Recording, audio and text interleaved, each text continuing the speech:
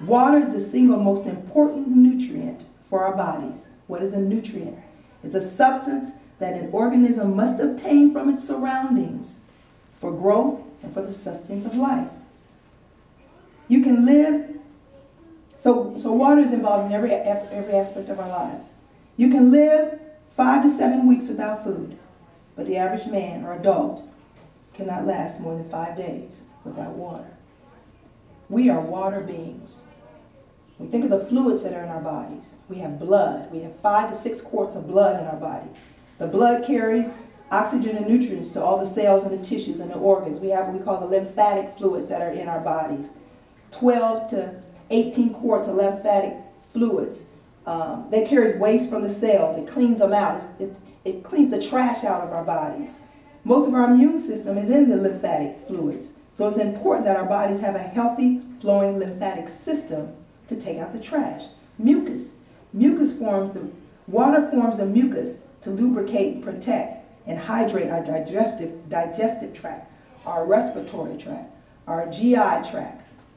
We have what we call synovial fluids that's in our joints, between the cartilage and other tissues and joints to lubricate and to cushion them during movements.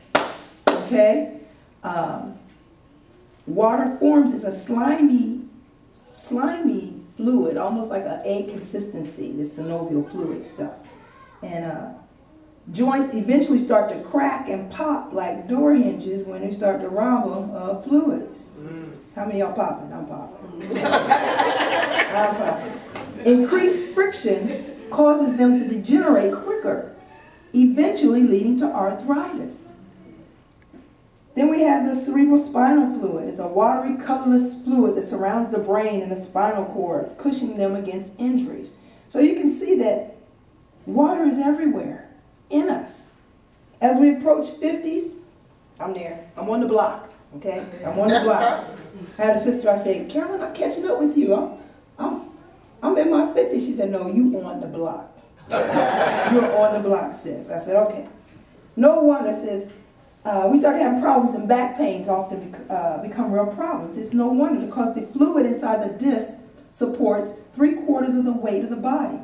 And when the disc in your spine lacks water, they begin to degenerate. And they herniate more quickly. Our eyes move in a fluid that's mainly water. Did you know your body is about 70% water? Your blood is approximately 82% water. Your muscles are about 75% water. Your brain cells are about 83% water.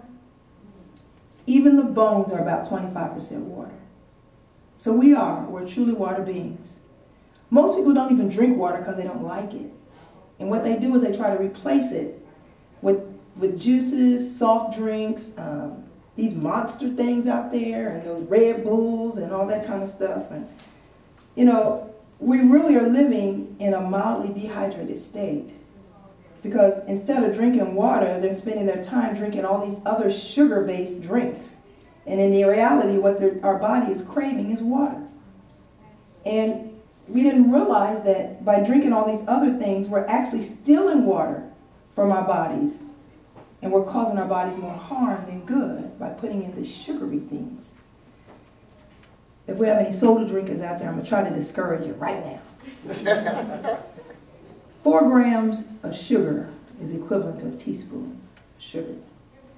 If you're a Pepsi drinker, I hit a nerve there. 41 grams of sugar. You're drinking 10 teaspoons of sugar. Not going to drink it no more, right? Well, journal it.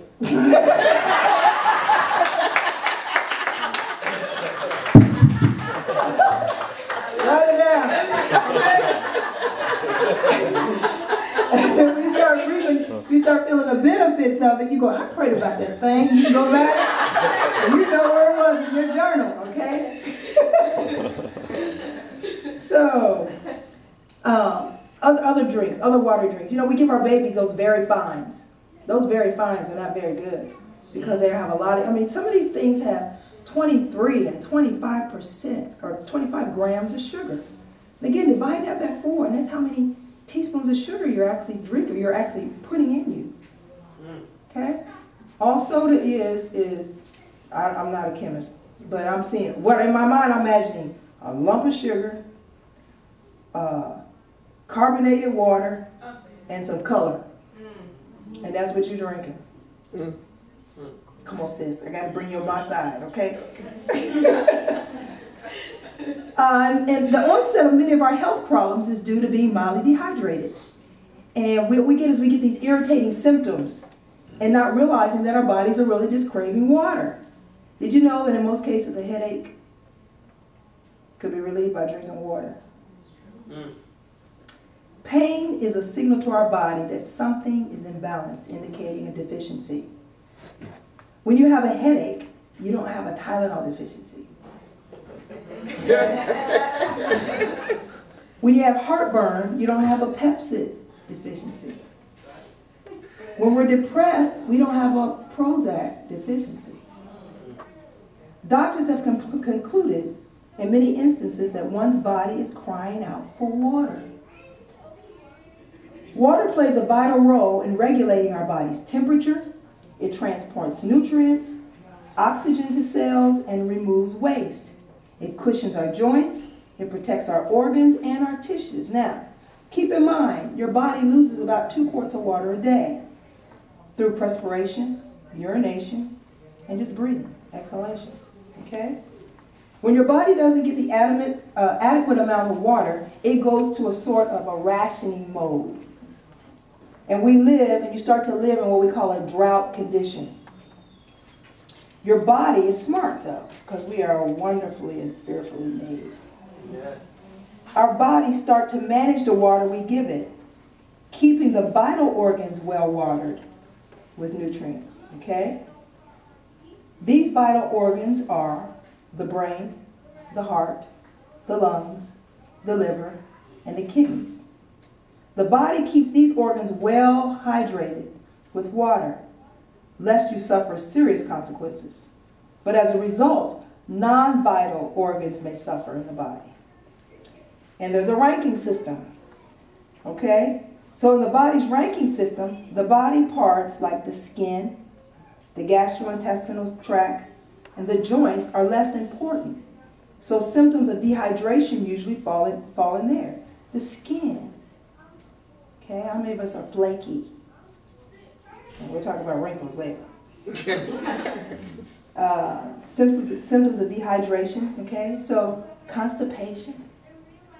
You know, again, when you're talking about drinking all those sugary drinks, you're drinking all that stuff is going in and it's absorbing the water. And all of us are constipated. So, as you get older, your focus starts to change. And my husband and I, when our kids all grew up, one's married and they're gone, we saw our lifestyle change, you know, starting with our foods. And I said, man, honey, it's something. You know, after a while, you stop eating fries and you start thinking fiber. You don't eat French fries, but you go to fiber. Because now as you get older, you know, now you're starting to think, I need to do something different. I need to do something better. Because all the stuff that we did to our bodies years ago, as my mama used to say, he gonna catch up with you, girl. Well, he's catching up with this old girl. Okay? So I'm trying to educate myself to how I can properly maintain this. Like God said, he'll satisfy me with long life. But I've got to do what I'm supposed to do to maintain this temple. Some of the symptoms of inadequate water intake may include headaches, back pain, joint aches, dry skin, allergies, heartburn, constipation, and memory loss. Let's look at the skin. Skin's the largest organ of the body, and it weighs about 6 pounds. It grows faster than any other organ. It's tough, it's flexible, and it's waterproof. It protects the body from germs, heat, cold, and sunlight. And it's replaced about every 30 days.